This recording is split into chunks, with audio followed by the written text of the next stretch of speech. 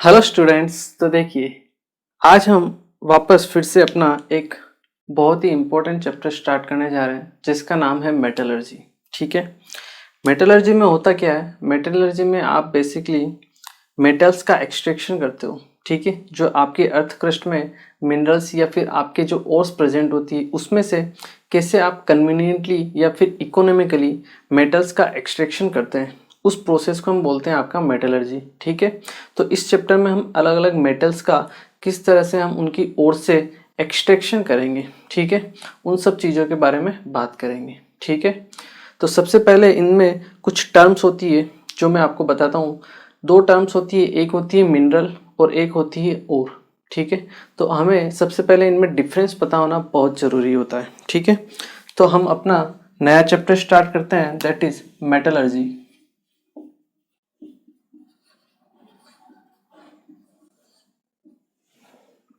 यहाँ हम सबसे पहले बात करेंगे मिनरल्स की। तो देखिए, मिनरल क्या होता है? मिनरल अर्थ क्रस्ट पे पाने जाने वाला वो कंपाउंड होता है जिससे आपको क्या मिलता है? मेटल।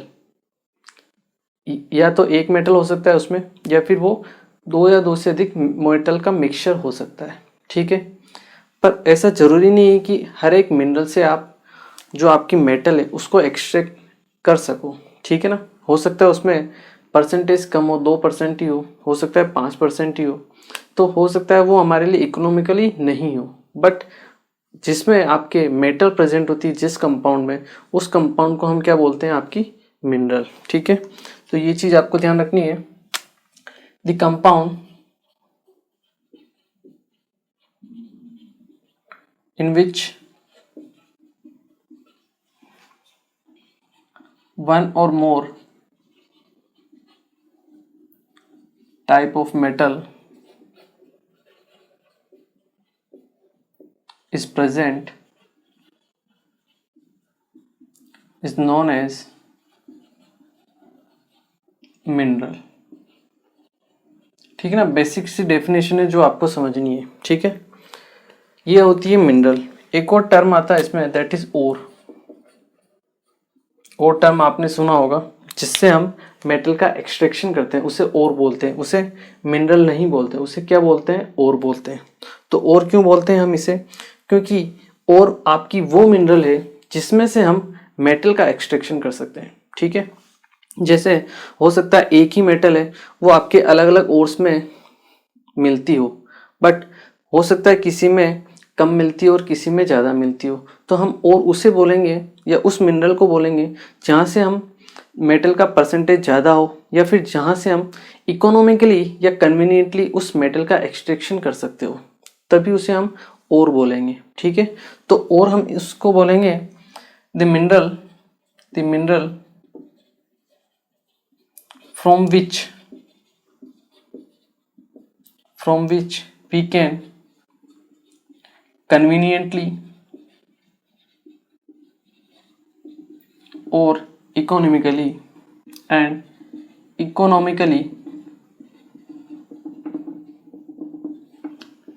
extract the metal।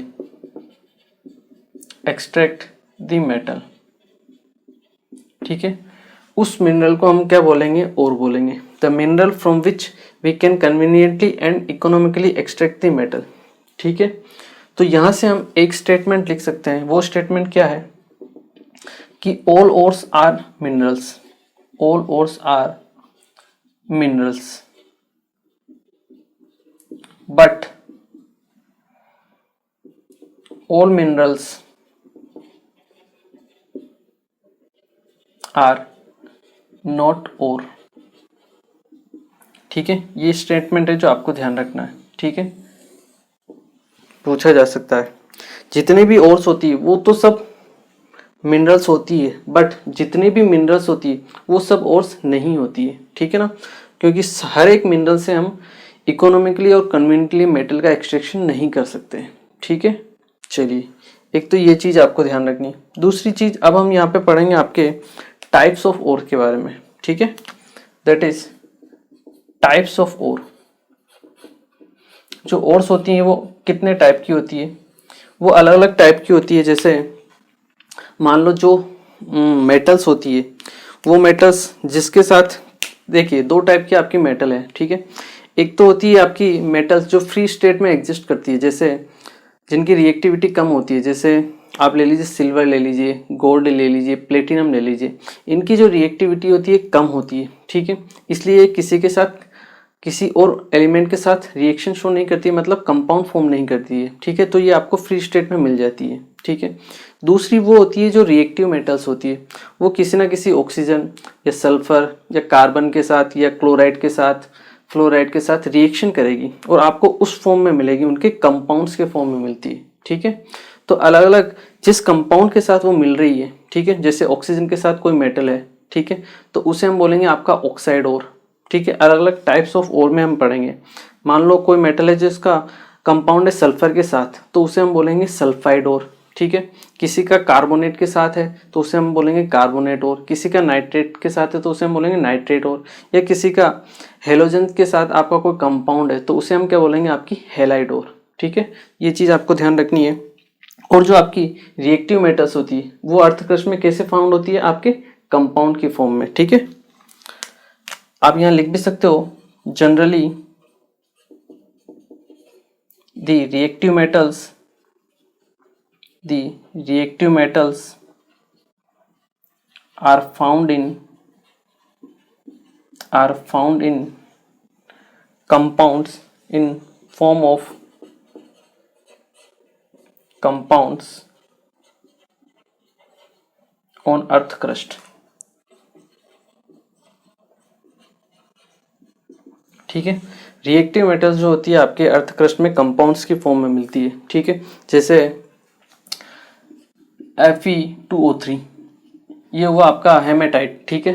मतलब आयरन जो है ऑक्सीजन के साथ में कंबाइन है, ठीक है, इस फॉर्म में मिलेगा, तो इसे हम बोलेंगे आपकी ऑक्साइड ओर। क्या बोलेंगे, ऑक्साइड ओर, ठीक है। जैसे PbS ले लीजिए, जो लेड है वो आपका सल्फर के साथ कंबाइन है, इस फॉर्म में मिलता है, इसे हम बोलेंगे सल्फाइड ओर, ठीक है। NaCl है, ये सोडियम आपका क्लोरीन के साथ है, तो इसे हम बोलेंगे आपकी क्लोराइड ओर, या फिर इसे हम हैलाइड ओर बोलते हैं, ठीक है। हैलाइड में जो भी हेलोजन है वो सब आएंगे, ठीक है।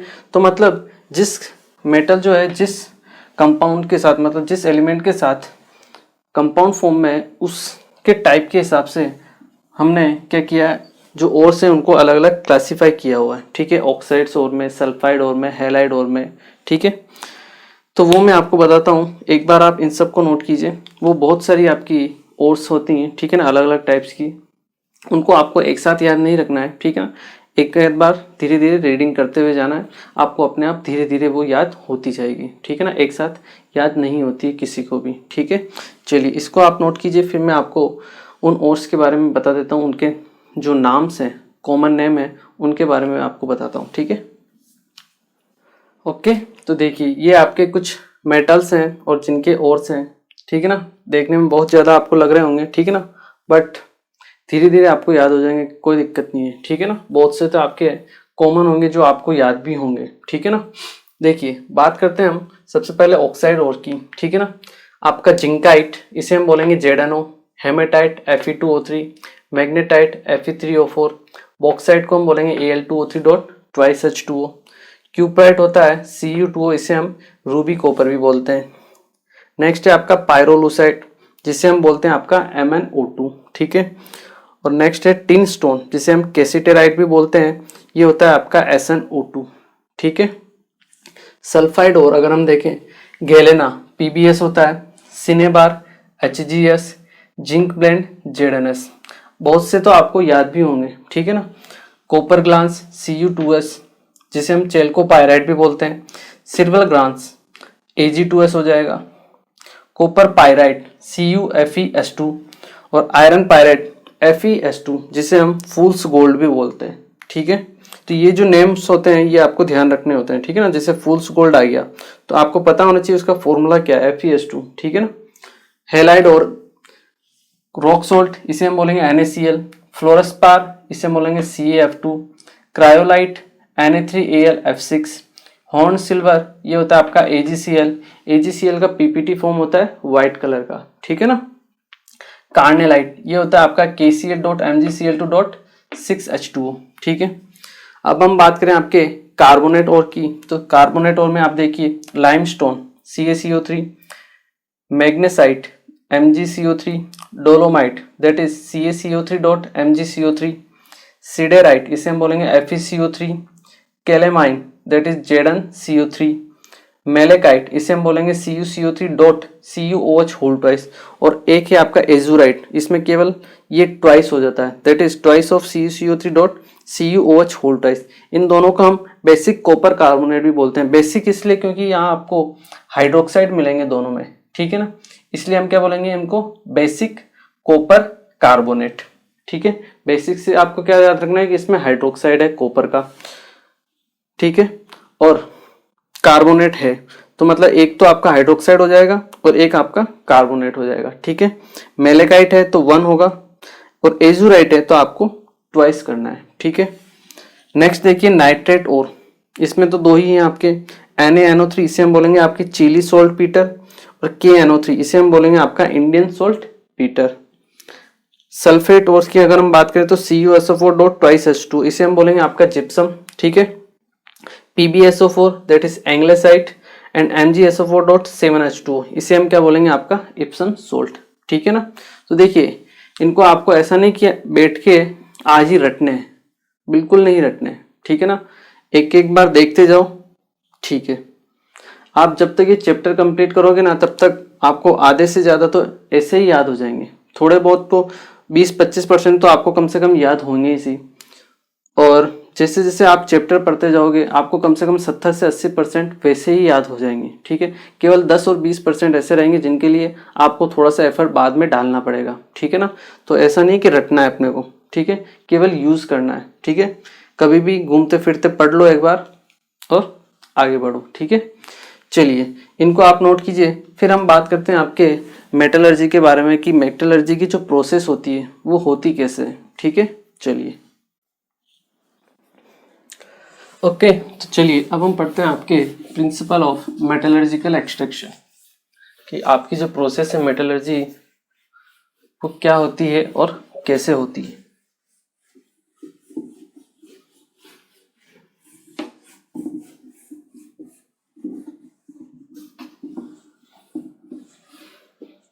नेक्स्ट टॉपिक है अपना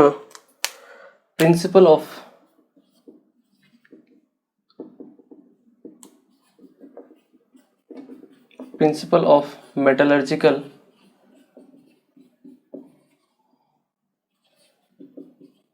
extraction,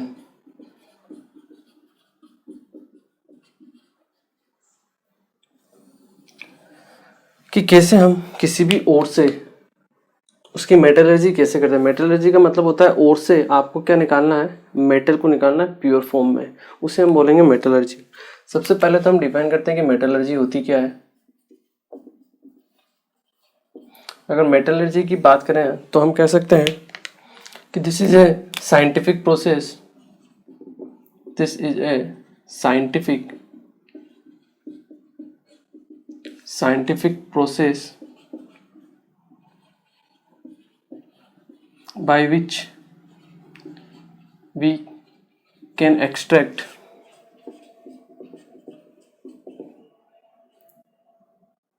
the metal from its corresponding ore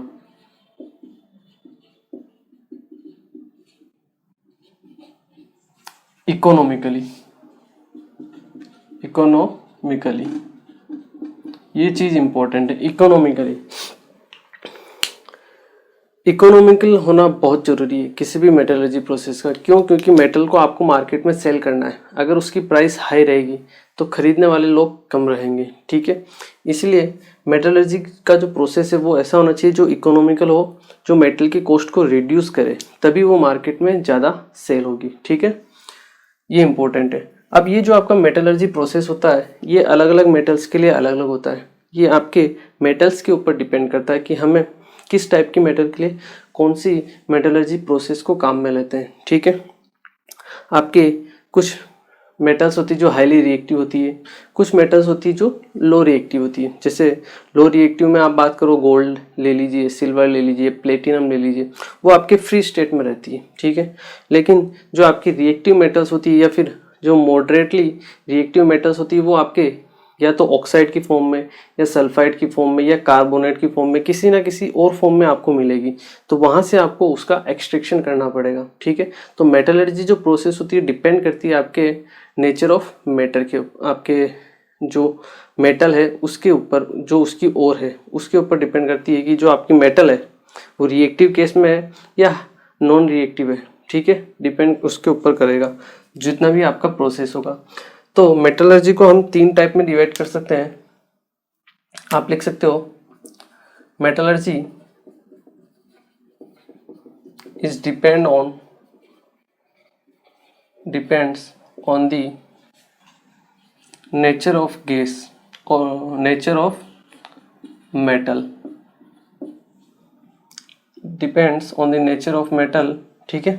इसके बेसिस पे हम इसे 3 टाइप में डिवाइड करते हैं। फर्स्ट है आपका highly reactive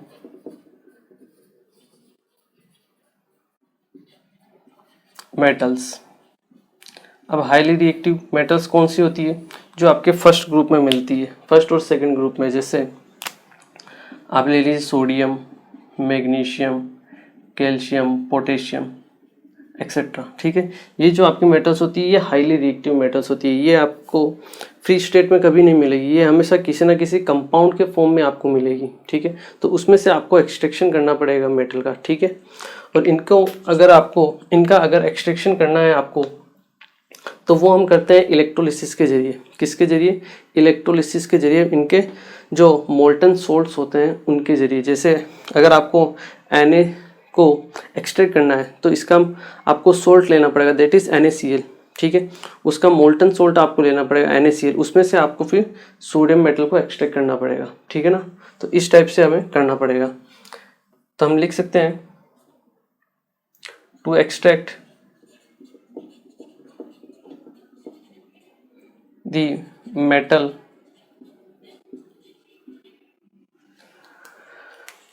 or we can say these metals are extracted by these metals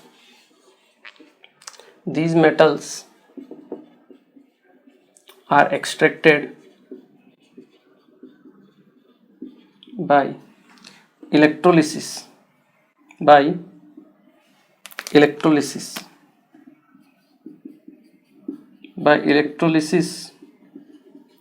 of their molten salts, ठीक है। by electrolysis of their molten salts, ठीक है।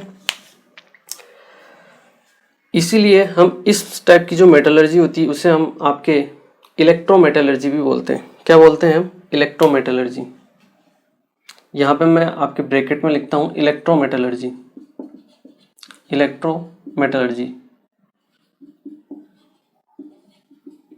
क्यों? क्योंकि हम इलेक्ट्रोलिसिस के जरिए क्या एक्सट्रैक्ट करते हैं? आपकी मेटल को, ठीक है।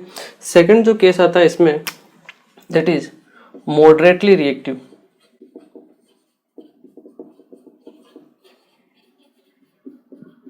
मॉडरेटली रिएक्टिव मेटल्स, ये कौन सी मेटल्स होती हैं?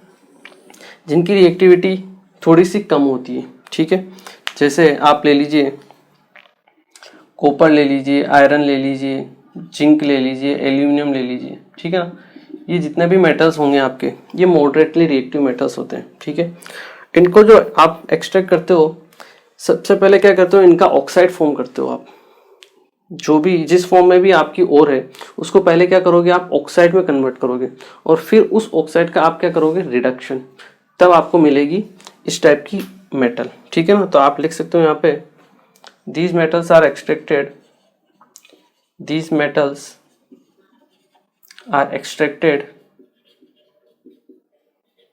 by reduction of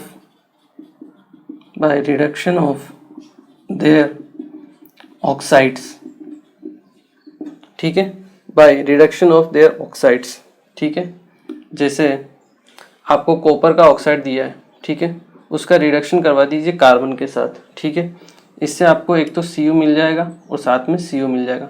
मतलब कोई भी मेटल है जो मॉडरेटली रिएक्टिव, उसका क्या करना है, आपको ऑक्साइड में कन्वर्जन करना है पहले, और उसके बाद उसका रिडक्शन करवा देना है। इससे आपको मेटल एक्सट्रैक्ट हो जाएगा, ठीक है। अब यहाँ पे हीट का इन्वॉल्वमेंट होता है, किसका, हीट का। इसलिए ये जो आपकी मॉडरेटली रिएक्टिव मेटल्स होती है, या फिर जो आपकी ये जो प्रोसेस होती है, इसे हम पायरोमेटलर्जी बोलते हैं।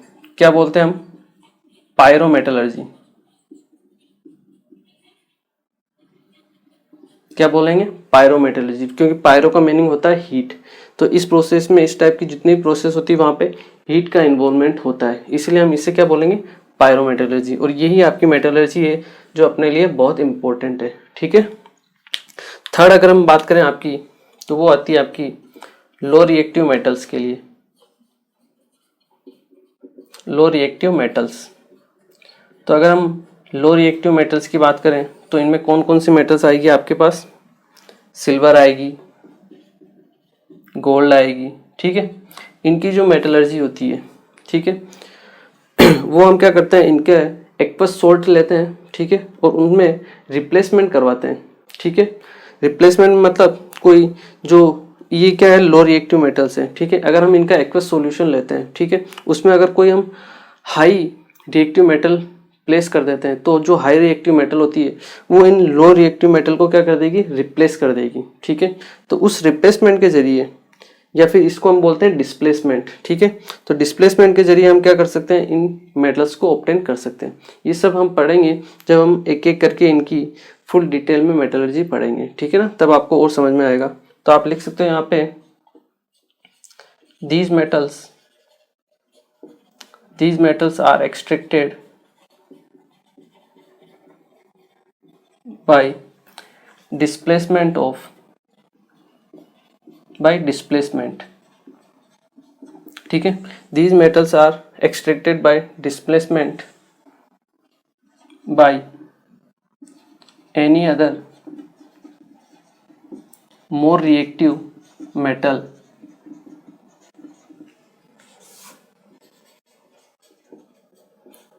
from their aqueous solution। तो इनका जो एक्वस सॉल्यूशन है उनसे हम किसी हाईली रिएक्टिव मेटल की रिएक्शन करवा देते हैं। तो वो जो हाईली रिएक्टिव मेटल जो होती है, ये जो आपकी लो रिएक्टिव मेटल है उसको रिप्लेस कर देती है, ठीक है, और खुद उसकी जगह सोल्ट बना लेती है। तो ये आपकी फ्री हो जाती है, ठीक है। So these metals are extracted by displacement, these metals are extracted by displacement by any other more reactive metal from their aqueous solution, ठीक है। चलिए, तो ये होता है, डिपेंड करता है आपके जो मेटलर्जी है वो किन किन टाइप की होती है, ठीक है। एक बार आप इसे नोट कीजिए,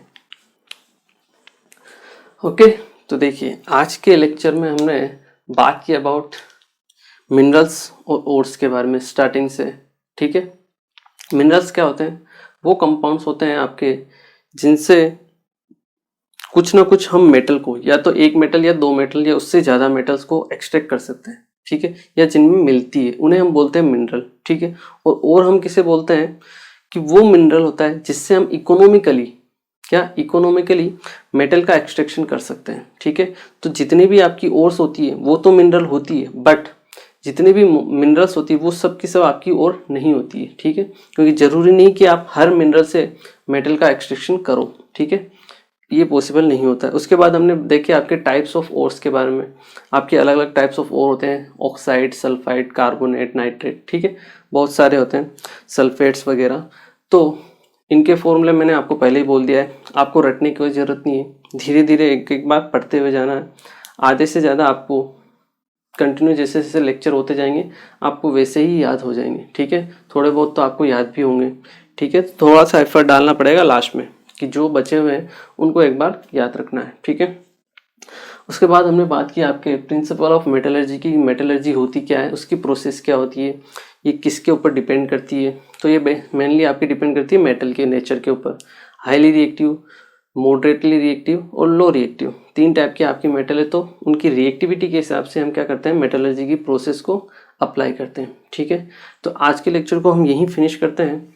थ्योरेटिकल चैप्टर है, ठीक है ना, तो छोटे ही लेक्चर रहेंगे अपने। तो आज के लेक्चर को हम यहीं फिनिश करेंगे। नेक्स्ट लेक्चर हम बात करेंगे कि इनकी जो मेटलर्जी होती है उनकी प्रोसेस क्या होती है। ठीक है ना, कैसे स्टेप बाय स्टेप हम मेटलर्जी का प्रोसेस करते हैं, क्योंकि जो आपकी मेटल्स होती है या जो आपकी अर्थ क्रस्ट होती है उसमें से तो आपको बड़ी बड़ी चट्टानें मिलती है। ठीक है ना, जबकि आपको उसमें से मेटल्स को निकालना है, तो क्या क्या स्टेप्स इन्वॉल्व होती है वो हम पढ़ेंगे अपने नेक्स्ट लेक्चर में। ठीक है, तो मिलते हैं फिर next lecture. Thank you very much.